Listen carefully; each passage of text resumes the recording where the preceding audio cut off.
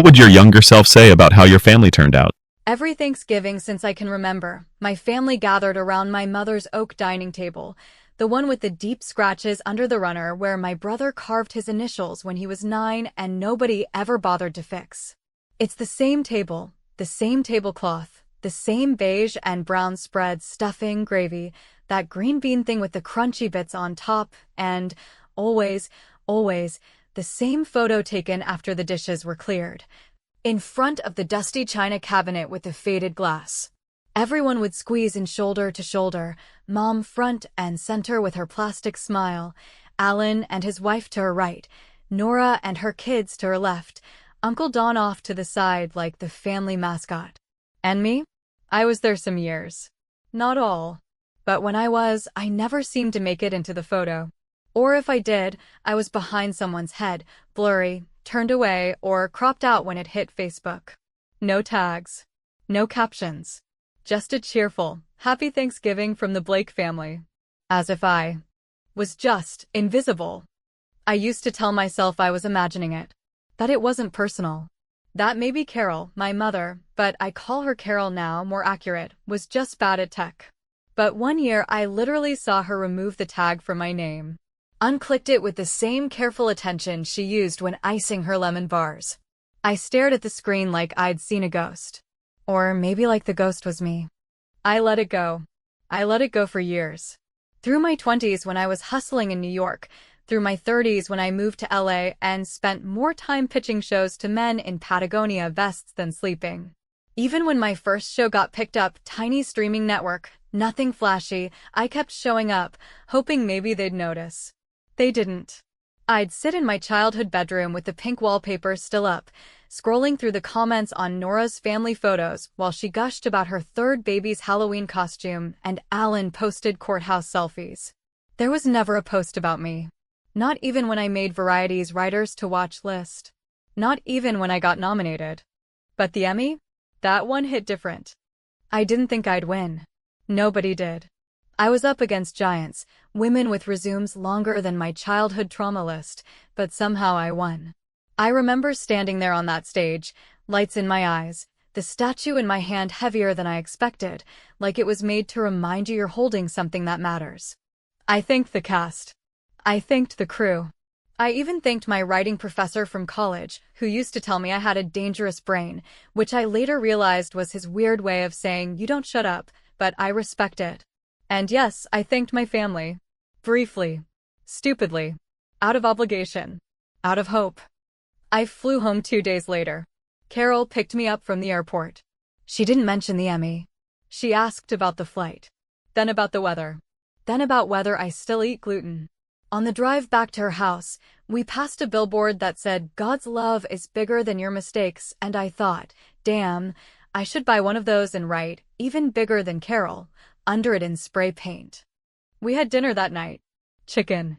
Overcooked. Dry. Alan and Nora came over. Their spouses. The kids. A mess of aunts and cousins. I left the Emmy in my suitcase. I figured if they wanted to see it, they'd ask. They didn't. The next morning, I woke up to a photo on Facebook. The family. Everyone smiling in front of the same dusty china cabinet. The caption said, so grateful for this bunch. I wasn't in it.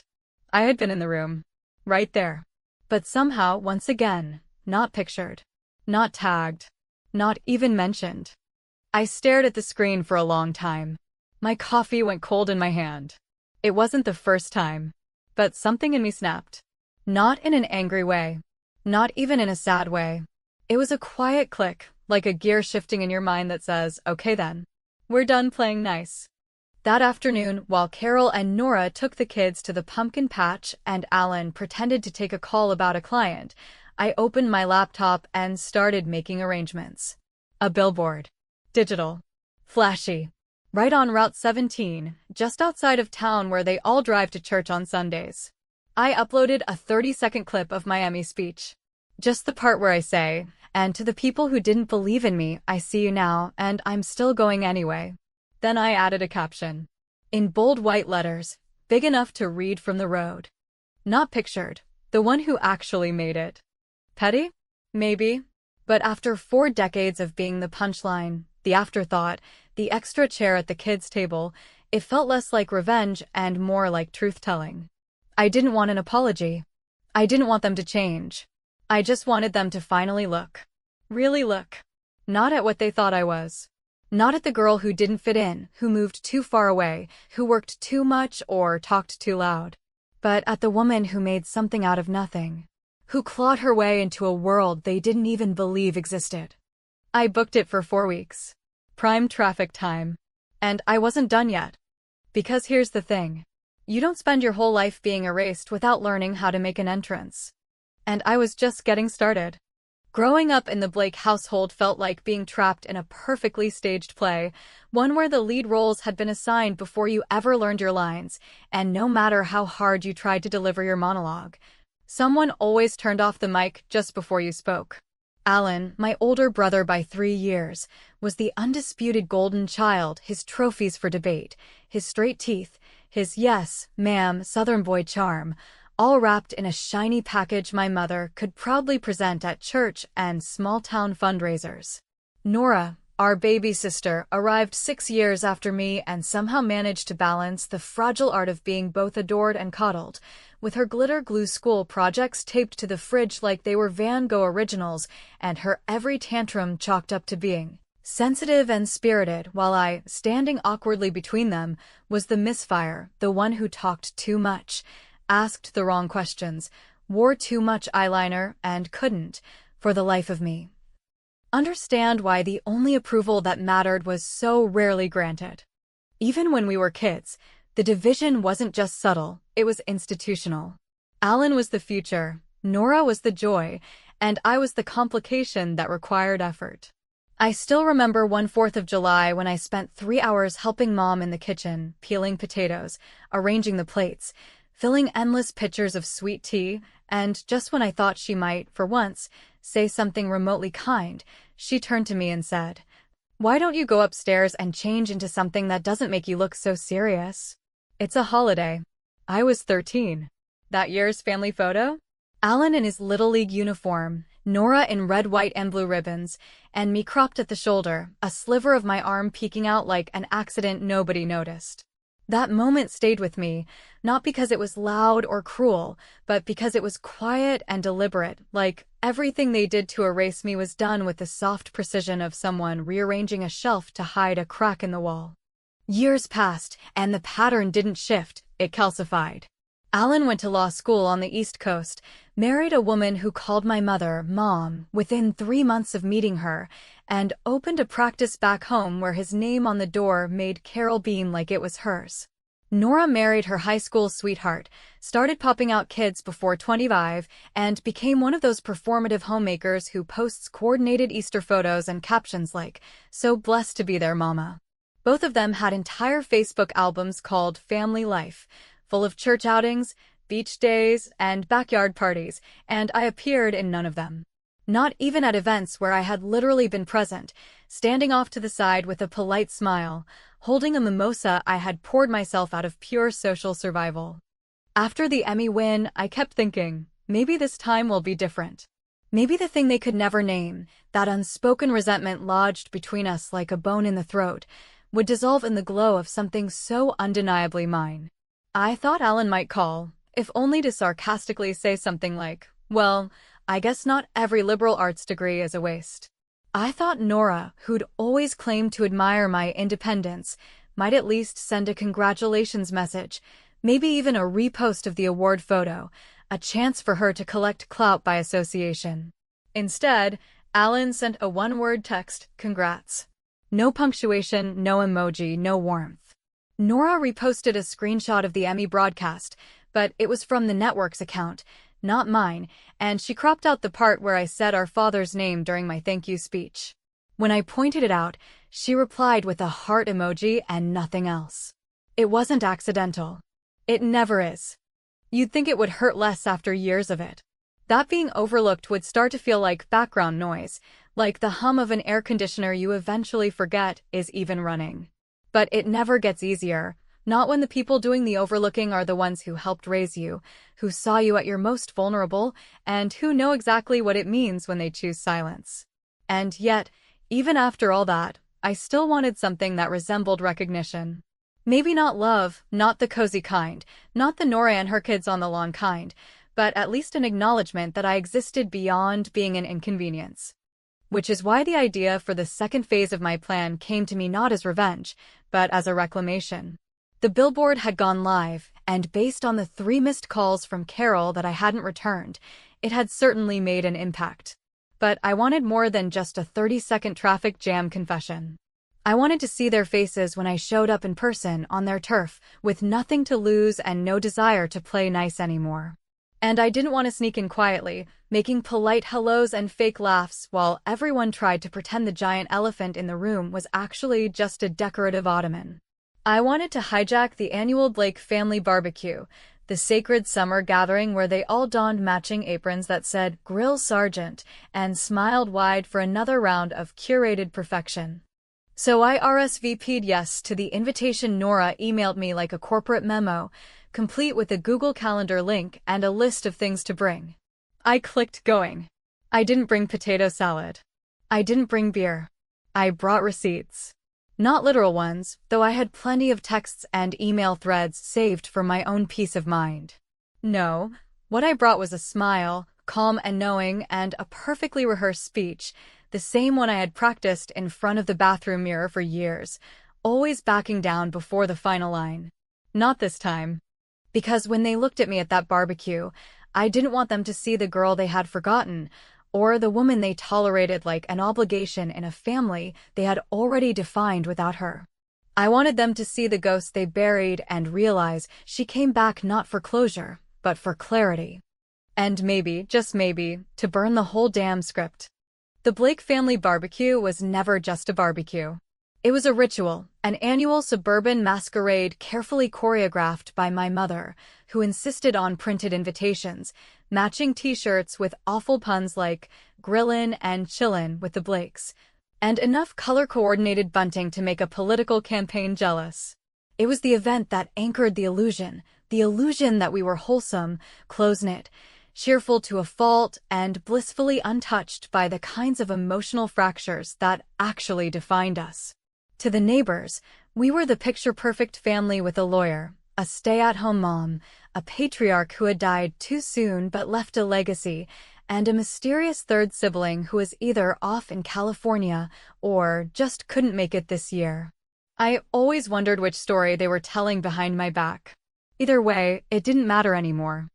I arrived exactly 20 minutes after the official start time, not late enough to draw raised eyebrows, but late enough to make an entrance, and I made damn sure it was an entrance they wouldn't forget. I wore a sleek black jumpsuit, elegant without being showy, a stark contrast to the matching red Blake's Barbecue Bonanza 2023 t-shirts everyone else wore like a uniform.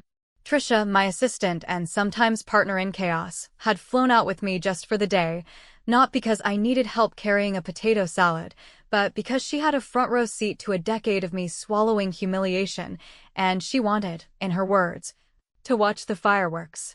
She parked across the street, staying just out of view with her phone at the ready, waiting for my cue.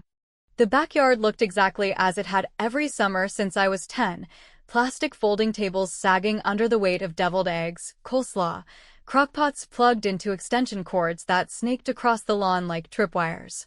The grill was already going, Alan standing over it with a spatula like he was leading troops into battle, while Nora flitted from table to table, making sure the mason jars were filled with lemonade and her children's faces were clean enough for the annual group photo she would later filter into oblivion.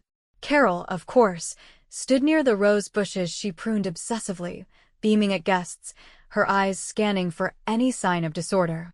When she saw me walking up the driveway, her smile flickered for half a second, just long enough for me to see it, but she recovered with the kind of practiced warmth that made strangers think she was the perfect hostess. "Jenna," she called out, extending her arms like we were long-lost friends rather than mother and daughter. "So glad you could make it this year." I smiled, walking straight into her half-embrace, which felt about as warm as a freezer door left ajar. "Wouldn't miss it," I replied, letting my eyes scan the crowd that had already begun to notice my presence. Some smiled, some waved, some looked down at their plates. Nobody said a word about the billboard. I walked over to the drink table, grabbed an iced tea, and took a slow sip, letting the silence thicken just enough. Then I pulled my phone from my purse, unlocked it, and sent Trisha a single text, "Play it." Seconds later, the familiar jingle of the local news channel began playing from a Bluetooth speaker hidden near the patio. Heads turned. Conversations stopped. And there it was, projected on a portable screen Trisha had discreetly set up behind the grill while nobody was watching, a perfect loop of my Emmy acceptance speech, 30 feet wide, in full HD clarity, complete with subtitles. My voice, calm and clear, filled the air. I want to thank my team, my cast, the crew, and the people who believed in this story when it was just words on a napkin. And to those who didn't believe in me, who thought I was too much, too loud, too ambitious, I see you now. And I'm still going anyway. A collective shift in energy rippled through the yard like a wave hitting a seawall. Carol's face froze in something between horror and disbelief. Her lips parted just enough for me to see she was mouthing the words as they played, as if trying to rewrite them in real time. Alan looked like he'd just bitten into something sour, while Nora's hand clutched the arm of her oldest daughter, who was watching the video with wide, curious eyes. I let the video loop once more before stepping toward the center of the yard, tapping the rim of my glass gently with a fork I'd swiped from the buffet. The sound rang out like a starter pistol, and every head turned in my direction. "I'd like to make a toast," I said, lifting the glass with steady hands, even though my heart was pounding so loudly I could hear it in my ears. "To the Blake family. To our traditions. To our annual photos. To years of memories so carefully curated that you'd never guess I was there for most of them. To being cropped out so cleanly that even Photoshop couldn't do a better job. And most of all, to finally being seen, even if only on a billboard at rush hour." A few guests chuckled awkwardly. One of the cousins, a kid I barely knew, looked at his mom and whispered something. Carol stepped forward, her voice brittle and tight. "Jenna, this is not the time or place for whatever this is." "No," I replied, turning to face her fully. "Because it feels exactly like the time and place to me. But then again, I've never really been great at reading the room, have I? Maybe because the room was never designed to include me." Nora stood up, cheeks flushed, trying to smile through it. "Come on, Jenna, can't we just have a normal afternoon?" I met her eyes, calm and firm. "Define normal. You mean the kind where I show up, stay quiet, pose for the photo, and leave before dessert? The kind where my life is mentioned in past tense, like a phase I never outgrew? Or do you mean the kind where you post the photo later and leave me out of the tags again?" She didn't answer. Alan looked away. Carol pursed her lips so tightly they disappeared. I placed the glass down on the table untouched. "You don't have to like me. You don't have to understand me. But you will no longer ignore me. That billboard? That wasn't revenge. That was a reminder. I am here. I have always been here. And the only thing I regret is waiting this long to say it out loud." I walked away slowly, heels crunching on the gravel, the yard silent except for the low hum of the speaker as the video restarted once more. I didn't look back. I didn't have to. Because that night, when I checked my phone back at the hotel, there was a message waiting for me. From Nora. Just 3 words. "You were right." And in that moment, I knew. This wasn't over. Not even close. The message came at 1:30 in the morning, long after I had peeled off the jumpsuit that still smelled faintly of charcoal and confrontation. Long after Trisha had fallen asleep on the pull-out couch with a makeup wipe stuck to her cheek and a half-eaten cookie balanced on her chest. And long after I had finished replaying the barbecue scene in my head so many times that it had started to blur like an old VHS tape left running on a loop. I had sat there in the hotel room for what felt like an hour, not doing anything in particular, just staring out the window at the amber streetlight flickering over a deserted parking lot and wondering, not for the first time, whether the truth, once spoken out loud, actually freed you, or just left you holding pieces of a story that could never be put back together again. Nora's name appeared on my screen without fanfare, just those 3 small, stark words, "You were right," as if acknowledging the weight of decades could ever be condensed into something so small. I didn't respond, not immediately, not because I didn't care, but because I knew that once the door opened, even just a crack, it would change everything. And I wasn't sure if I was ready for that change to begin at 1:30 in the morning from a woman who had once cried at my college graduation because Carol told her I was making everything about myself. When I finally wrote back, half an hour later, after pacing the room and chewing a pen lid to shreds, I simply said, "About what?" I didn't want to assume. I wanted her to say it out loud. I wanted clarity. Because the one thing I had learned after years of silence was that vagueness only ever served the people who already had power. She called me 5 minutes later. Not texted. Not voice memo. Called. And for the first 30 seconds, neither of us spoke. I could hear her breathing on the other end, quiet and shallow, like someone trying not to wake a sleeping child. Then, without any preamble, she said it. "Mom told us not to tag you." The words landed like a slap, not because I didn't expect them, not because I hadn't already guessed them years ago, but because hearing it aloud, in her voice, stripped away the last threadbare excuse I'd been clinging to. All those years, I had told myself maybe it was laziness, maybe she didn't want the hassle of answering questions about my unconventional lifestyle, maybe it was just generational blindness, but no. It was deliberate. It had always been deliberate. She said, Nora continued, her voice trembling slightly, that too much attention would go to your head. That you were already hard enough to handle, and that if people back home started asking about you, it would make things complicated. I felt my stomach twist in that specific way it always did when I remembered just how deeply rooted Carol's desire for control was, not overt, not explosive, but meticulous and sharp. Like someone picking apart a sweater thread by thread until all that's left is a pile of unraveled yarn and an insistence that you were never wearing it to begin with. She said we should let you do your thing, Nora went on, but that we didn't have to reward it. That you were trying to make us look bad by always showing up different, showing up too big.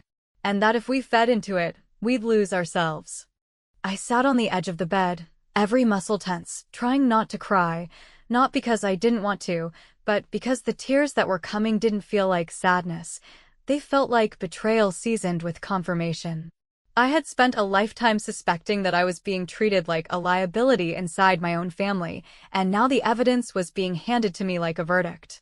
"You don't have to say anything," Nora said softly. I didn't know. I thought we were all just not close. I didn't realize she was telling Alan things about you that weren't true, or twisting stuff you said, or making it seem like you only came around to show off. I didn't realize how much she'd turned us into an audience for her version of you. I swallowed hard, forcing down the scream that wanted to claw its way out of my throat. Not because of Nora, because of how much sense it all suddenly made. The photo exclusions. The muttered comments. The way family friends always seemed to treat me like I was someone they'd heard rumors about but had never actually seen up close. I hadn't just been edited out. I'd been rewritten. For the first time in years, I didn't feel crazy. But I did feel furious. "Why didn't you say anything earlier?" I asked, trying not to let the venom slip into my tone, but failing. "Because I believed her," Nora said, without flinching. "Because she's our mom. And because it was easier to believe you were dramatic than to admit we were part of something that hurt you." The line went quiet for a few seconds, and then she added, "I don't hate you, Jenna. I just didn't know I was allowed to love you." And that hit me harder than anything else. It wasn't just me against them. It had always been all of us, held hostage by a narrative that served one person's need for control. When we hung up, I sat in the silence for a long time, not sure whether I felt vindicated or just unbearably tired. Trisha stirred in her sleep across the room, mumbling something incoherent, and I wanted so badly to wake her, to tell someone that something had cracked open and I wasn't sure what would come pouring out next. The next morning, after 2 hours of sleep and a lukewarm coffee from the hotel lobby, my phone rang again. It was Carol. The message was short, her tone clipped and businesslike. "Jenna, I've seen the billboard. I think you've made your point. Please take it down. It's embarrassing." She didn't say it hurt. She didn't say it was cruel. She didn't ask why I did it. She just said it was embarrassing. And in that moment, I realized something I hadn't quite put into words until then. It wasn't my success that offended her. It wasn't even my anger. It was the fact that I had made her look bad in public. She didn't care that I was hurting. She cared that I had the gall to show it. And that was when I knew, with absolute, bone-deep certainty, that I wouldn't be taking the Billboard down. Not now. Not ever. Because sometimes the only thing louder than a scream is the quiet, looping image of a woman finally, unapologetically, stepping into her own light and letting the world see what they tried to erase. There's something deeply sobering about waking up the morning after you've broken a family illusion so cleanly, so irreversibly, that even the air around you feels changed, as if the oxygen itself has been filtered through the rupture. I stood in that bland hotel room, the kind with beige wallpaper that tries too hard to feel warm and carpets that smell faintly of dust and old coffee, and I looked at myself in the full-length mirror mounted to the bathroom door, seeing not just the woman who had dared to say the thing no one else had the courage to voice, but the girl who, for years, had waited for someone, anyone, to validate her presence with something more than a sideways glance or a passive-aggressive sigh. My face looked older than it had the week before, not in a tired or unkempt way, but in the sort of way that happens when you realize the role you've been playing your entire life was never meant to be yours in the first place, and you finally decide to hand back the script and walk off stage. Trisha had already checked out, leaving behind a half-eaten croissant and a note scribbled on the hotel stationery that simply read, "You did what needed doing. Proud of you. I'll see you in LA." I tucked it into my purse, more for the symbolism than sentiment, and stood for a long moment at the window, watching the town wake up slowly, joggers moving like clockwork, SUVs pulling out of driveways, a school bus groaning to a stop at the corner. And I knew, with absolute clarity, that I was done trying to wedge myself into a narrative that had been built on my exclusion. But the story wasn't quite finished. Because while Carol's voice from the day before still rang in my ears flat, clipped, humiliated in the most superficial sense, what lingered longer, what clung to the edges of my thoughts with more gravity, was Nora's quiet confession. Her admission that she had loved me from a distance, quietly, guiltily, under the weight of someone else's permission. That line, "I didn't know I was allowed to love you," kept echoing in a way I hadn't anticipated, not because it surprised me, but because it explained so much about the silence I had lived within for most of my adult life. It had never just been about being overlooked or untagged or cropped out of family photos. It had been about emotional containment, about a system where love had rules. And I had broken every single one of them simply by existing outside the carefully drawn boundaries. I could have packed my bag, flown home, and moved on, letting the Billboard stand as my final act, a bold punctuation mark at the end of a long and bitter sentence. But instead, I called the Billboard company and asked them to extend the loop, not to add more footage of my Emmy speech, which had already served its purpose, but to include something else, something I had spent all night compiling. I emailed them a video, quiet, unpolished, raw, made of old VHS clips I had digitized years ago and stored in a forgotten folder on my desktop, the kind of thing you tell yourself you'll edit someday, maybe turn into a documentary or a memoir, but never quite bring yourself to look at because of what it might dredge up.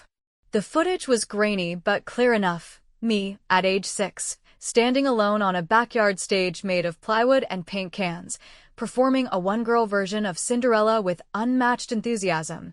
Me, at 10, blowing up birthday candles while Alan chatted in the background and Carol adjusted Nora's bib. Me, at 15, giving a speech at my high school graduation with no one in the audience holding up a camera. I even included a photo of my college diploma, taken on a self-timer, because no one had come to the ceremony. I ended the video with a single line of white text on a black screen: "You don't get to forget me anymore." It wasn't vindictive. It wasn't cruel. It was, finally, just the truth. The Billboard went live that afternoon, while I was already halfway to the airport. I didn't bother telling anyone, not Carol, not Alan, not even Nora. If they drove past it, they'd see it. If they didn't, they'd hear about it. And either way, I no longer needed their reactions to validate the choices I'd made. The point had never been to humiliate them. It had been to take back a story that had been yanked out of my hands so many times that I barely recognized my own voice in the retelling. At the gate, I scrolled through my messages, half expecting another angry voicemail, a text laced with guilt or manipulation, maybe even one of those tone-deaf apology attempts Carol had mastered. Something that sounded remorseful until you realized it was just another way to center herself in my pain. But instead, I found only one message, timestamped 10 minutes earlier, from Nora. It read, "I watched the whole video. I cried. I showed the kids. They asked why we never saw these before. I didn't know what to say. I'm sorry. I really am." I read it 3 times, not because I didn't believe it, but because it marked a shift, a crack in the facade I hadn't dared to hope for. And even though I didn't respond because some moments are too fragile to tamper with, I felt something in my chest loosen, not in the dramatic, movie scene way, but in the quiet, practical way of someone who has been holding their breath for far too long and finally remembers how to exhale. On the plane, I leaned back in the seat, the roar of the engines vibrating through my bones, and I thought about how strange it is that you can carry so much rage for so long that it starts to feel like your skin, like your name, like your whole identity. I thought about how revenge, when done right, isn't about destruction. It's about restoration, about building something undeniable out of the pieces they tried to erase. I didn't need Carol to change, and I certainly didn't expect her to apologize. She had made her peace with her version of the story a long time ago, and it was built on a foundation of erasure so sturdy that even truth couldn't crack it without breaking something permanent. But I no longer needed to be part of her version, because I had built my own. And it didn't require permission or forgiveness or inclusion. It stood on its own. They say revenge is a dish best served cold, but the truth is, sometimes it's not about temperature at all. Sometimes it's about volume. Sometimes it's about clarity. And sometimes, just sometimes, it's about turning your pain into something so publicly undeniable that the silence they weaponized for years becomes impossible to maintain. So no, I didn't take the billboard down. And no, I don't regret it. Because for once, the world saw me the way I've always seen myself, not perfect, not easy, but real. And for the first time in my life, that was enough.